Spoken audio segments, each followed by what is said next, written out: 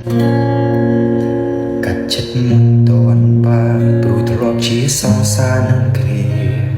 តែមកពីបងទេដែលធ្វើឲ្យឈឺចាំព្យាយាមគិតមុខ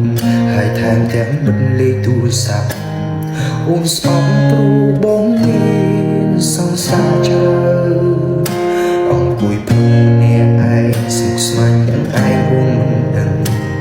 ពេលព្រមស្រាស្រវឹងទើបដឹងថានឹងដល់សង្សារចង់ខកទៅពេលនេះតើនៅជាមួយអ្នកណាឬមានអ្នកថ្មី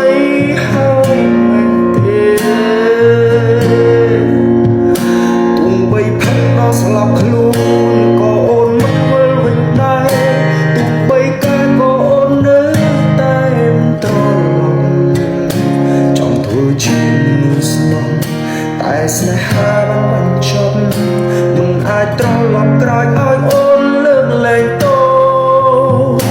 ខំផឹកស្រាបំបត្តិទុកផឹកបន្លប់រាល់បញ្ហាព្រោះដឹងថាជីវ៉ាចិត្តរាយការគ្មានសិទ្ធិនឹងទីទេព្រោះមានតែហៅគ្មានគិនឡាយឲ្យបងបានធ្វើ